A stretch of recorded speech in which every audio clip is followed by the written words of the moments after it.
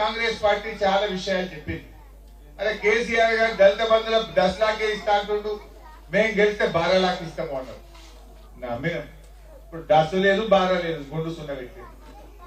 మరి అదే విధంగా అనేక విషయాలు, పిల్లలు 10వ తరగతి పాస్ అయితే 10,000 ఇస్తాం, ఇంటర్మీడియట్ పాస్ అయితే 15,000 ఇస్తాం, డిగ్రీ పాస్ అయితే 25,000 ఇస్తాం, పీజీ పాస్ అయితే 1,00,000 ఇస్తాం, పిహెచ్డి చేస్తే 5 లక్షలు ఇస్తామన్నారు. 5 రూపాయలు కూడా ఇస్తారు.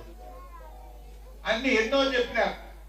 ఈ రకంగా ఎస్సీలకు నేను మొన్న అసెంబ్లీలో కూడా అడిగితే మీరందరూ చూశారో లేదో, బట్టి విక్రమార్క గారు బడ్జెట్ లో ఏం చెప్పిందంటే ఎస్సీ ఎస్టీలు ఇళ్లు కట్టుకుంటే 1,00,000 రూపాయలు అదనంగా ఇస్తామని బడ్జెట్ లో చెప్పింది. జీవో చూస్తేమో అందరి లెక్క 5 లక్షలే వచ్చింది. అరే నువ్వు ఉప ముఖ్యమంత్రివి, ఆర్థిక మంత్రివి, నువ్వు సామాజిక స్పృహ ఉన్నటువంటి వ్యక్తివి, మీరు కూడా బట్టి విక్రమార్క గారు నువ్వు బడ్జెట్ స్పీచ్లు చెప్పి మా దళితులను మా గిరిజనులను మోసం చేస్తావా, ఇది ఎక్కడి న్యాయమో అని అసెంబ్లీలో నేను గొంతు పెంచి చాలా గట్టిగా మీ పక్షాన మాట్లాడినా. తప్పులు లేదు. మేమేమన్నాం, ఎస్సీలో ఇల్లు కట్టాలంటే కూడా పైసలు ఉన్నాయి, 1,00,000 రూపాయలు ముందే ఇవ్వండి, అదనంగా ఇవ్వండి, బేస్మెంట్ కట్టినాక బిల్లు ఇవ్వండి. ఈ రకంగా వాళ్ళు అట్లయితేనే ఇల్లు కట్టారు తప్ప వాళ్ళు కట్టుకునే స్తోమత ఉండదు. మీరు చెప్పిన మాట ప్రకారంగా మేనిఫెస్టోలో చెప్పినట్టు 6 లక్షల రూపాయలు ఇవ్వాల్సిందే అంటే తప్పులు లేదు కాంగ్రెస్ పార్టీ. ఇక అట్లా చాలా ఉన్నాయి వాళ్ళ సంగతి చెప్పాలంటే. ఇప్పుడు అక్క జిల్లాలో కేసీఆర్ ఉన్నాక 6,000 పెళ్లి పెట్టుకుంటే 1,00,000 రూపాయలు ఇచ్చిండు కళ్యాణ లక్ష్మి.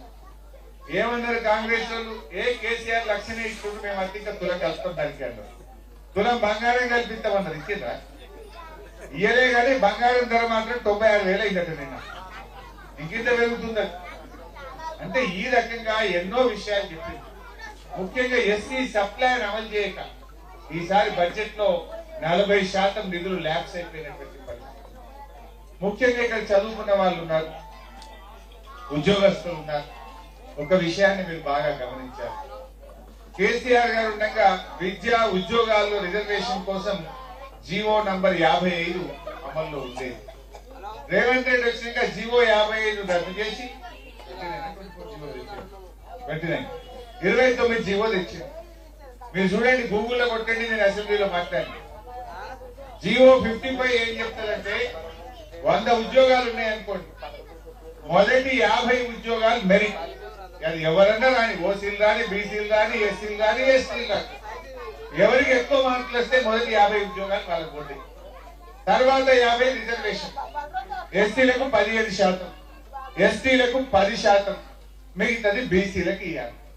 ఆ మిగతా 50కి 50 రిజర్వేషన్ ప్రకారంగా ఇవ్వాలి. ఇది కేసీఆర్ ఉన్నప్పుడు అమలైంది. అది జీవో నంబర్ 55. రేవంత్ రెడ్డి రాగానే ఆ జీవో 55 రద్దు చేసి జీవో నంబర్ 29 తెచ్చింది. ఏంటిది 29 ఉన్న సూత్రం? ఇప్పుడు మా ఎర్రల సింహ తమ్ముడు బాగా చదువుకున్నాడు, బ్రహ్మాండమైన గ్రూప్ 1 ఉద్యోగం కొట్టింది అనుకో, టాప్ 10 లో ఉన్నాడు. టాప్ 10 లో ఉంటే అది మెరిట్ కోటాలో పోవాలన్నా వద్దా?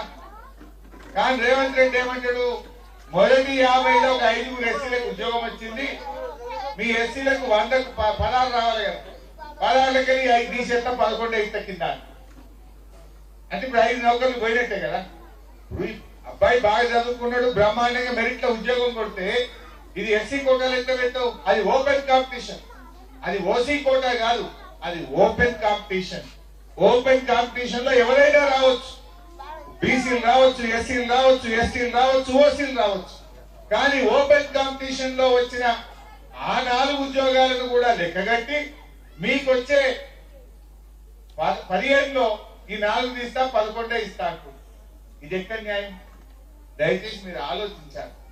నేను బట్టి విక్రమార్కని అడిగిన, నువ్వు ఒక దళిత బిడ్డగా నీకు బాధ్యత ఉంది, దీని మీద స్పందించాలి అని చెప్పి నేను ఎంత గట్టిగా అసెంబ్లీలో ప్రశ్నించి, కేసీఆర్ ఉండగా న్యాయం చేసిండు, మీరు ఇవాళ దళితులకు బీసీలకు అన్యాయం చేస్తుండ్రు అని చెప్పి నేను అసెంబ్లీలో పోరాటం జరిగింది.